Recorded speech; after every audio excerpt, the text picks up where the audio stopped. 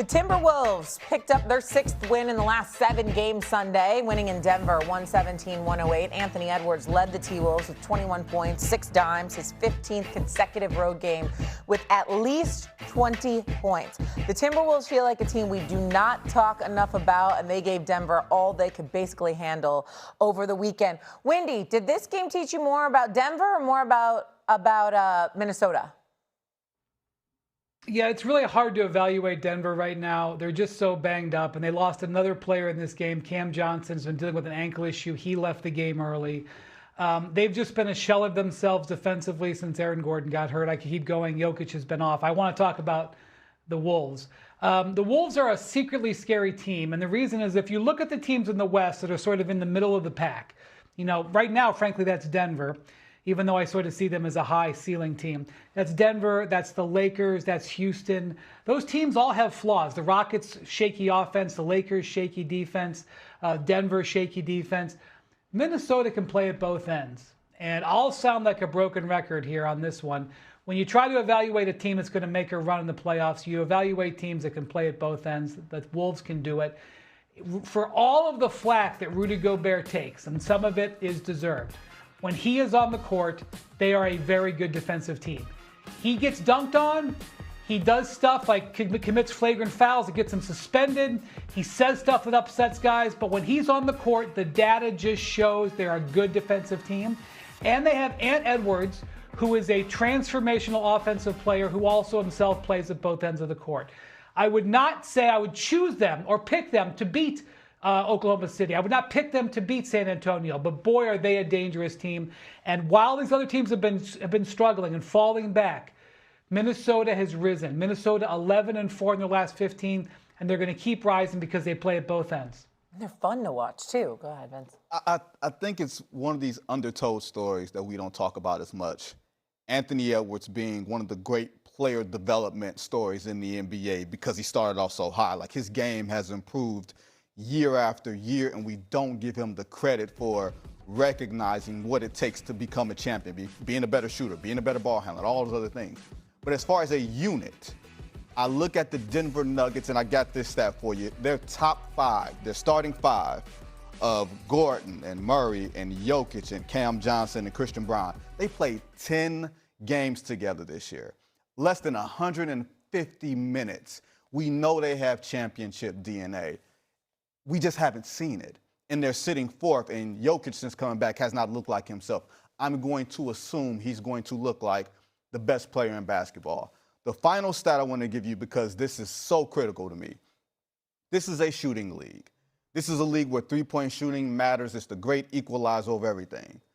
The Nuggets have 7 rotation players shooting 40% or better. The only guy who doesn't is Christian Braun. Tim Hardaway Jr. comes off the bench and shoots 7 for 43% a night. If they can get healthy, if Aaron Gordon can get that hamstring right, if Peyton Watson can get right, this team is going to be more than dangerous. They're going to be in the Western Conference Finals, but they have to get healthy. Yeah, they were 6 of 22 from 3 last night, so that was not good. Go ahead, Stephen A. What do you think about the Wolves? They got to get healthy. The bottom line is this is a simple answer to this question. Denver, fully healthy, deserves the advantage over the Minnesota Timberwolves because if there is a kryptonite to Rudy Gobert's defensive prowess, it is when he goes up against Nikola Jokic, a healthy Nikola Jokic. When we've seen this man abused, usually it's against Jokic, all right? And we all know that. Jamal Murray, I mean, how many people do we have more faith in the clutch in terms of needing a bucket and relying on somebody other than Jokic to get you that bucket? It's Jamal Murray. And so Aaron Gordon, he comes back healthy, and Watson comes back healthy. With what they have, you go with Denver. But that's the only time you go with Denver. If they have any debilitated element to them, Minnesota takes them. Because they got this dude, Ant-Man, who is a generational talent, my favorite player in the NBA. The brother is spectacular. And by the way, Julius Randle is no slouch. DiVincenzo is no slouch. McDaniel is no slouch. Naz Reid is no slouch. They've been there.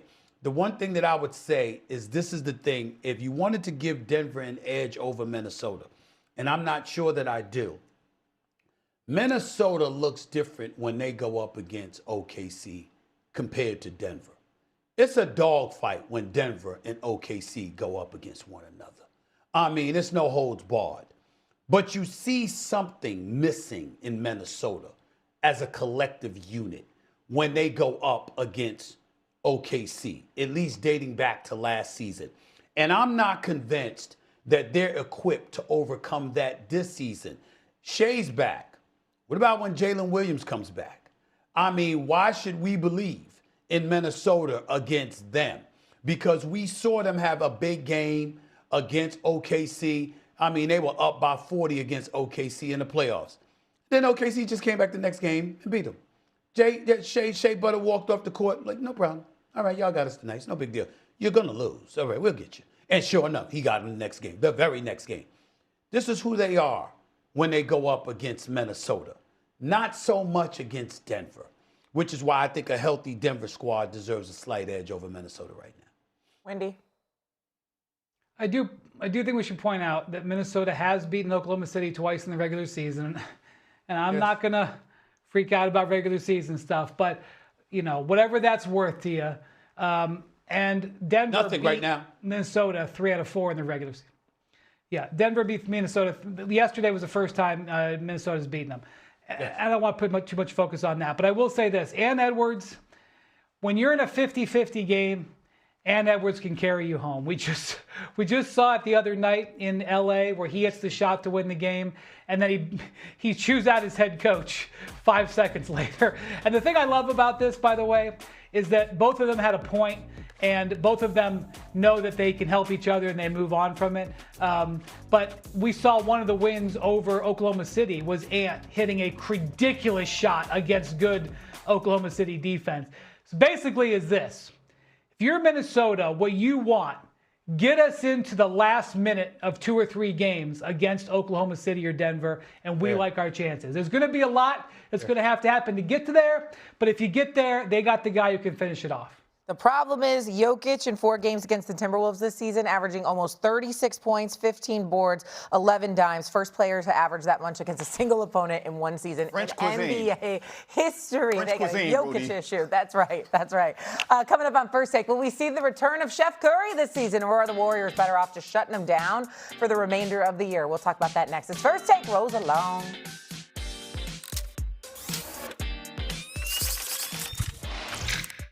Good job, T-Wolves. Never want to get swept by another team, especially these guys. Nice little win, 117-108. Okay, yeah, we know Denver's not at full strength, but let's talk Minnesota here for a second. 6 of their last 7 have been victories. I feel like they sort of quietly have been doing things, and we don't talk much about them. Let's look at the standings for a second. Are we scared of the Timberwolves in about a month? Yeah, they're dangerous. And again, they're one of those teams that they are great on both sides of the ball. Obviously, you have Anthony Edwards, who offensively can do everything. And then you have such a good defensive team. When they go and add Ayo at the deadline. Jaden McDaniels, I think, is the most underrated player in the NBA. And I feel like we have not talked about Julius Randle all season long. And this dude is averaging 22, 7, and 5, and he's being efficient. Like, They are really, really good, and again, this is a nightmare matchup for a lot of these teams in the Western Conference that might be slightly more talented than them and higher expectations. Okay. This is like the one team in the West that I don't want to see. Really? No matter what first round, second round, I do not want to go and beat this team 4 times. Like, it would be like a Denver-Minnesota matchup. Denver has a 3-1. Take 7 games. Like 7 games. Yeah. Oh, yes. Like regular season doesn't matter. 7, you got to get this team in 7 games, and you're going to give them home court advantage as well. And they're a good home court team.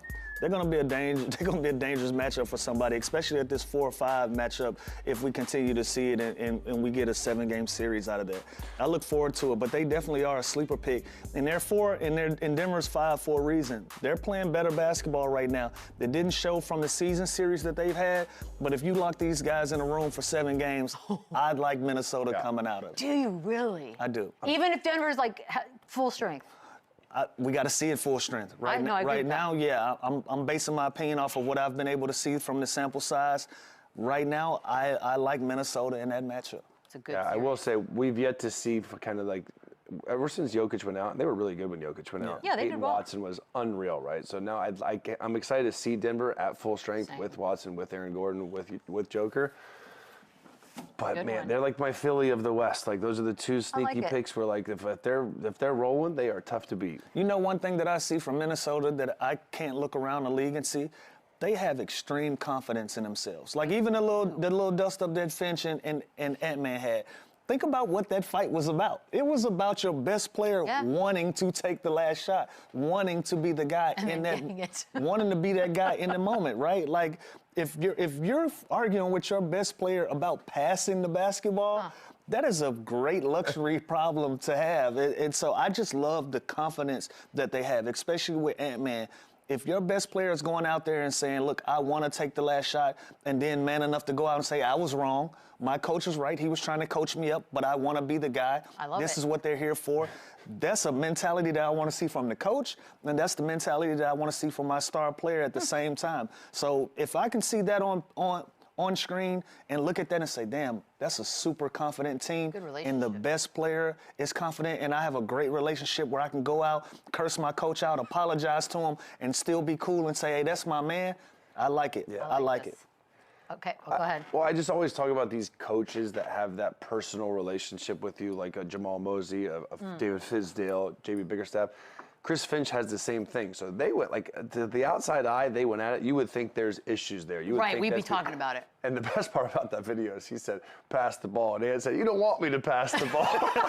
That was the best clapback He's like a of fun all character. time. So the fact that they have that player-coach dynamic where they could, listen, it's a long season. You're going to get on my nerves. I'm going to get on your nerves. But, like, as long as you have that mutual respect at the end of the day that you know it's not personal, then that's all that matters. And if it's for winning and the better for the team, that's all that matters. And I feel like these two guys are on the same page when it comes to that. So I want to make sure I get all of this right. This is all Anthony Edwards, his resume so far. 2 Western Conference appearances, 4-time All-Star, All-Star Game MVP, 2-time All-NBA. His career average is about 25, approaching anyways.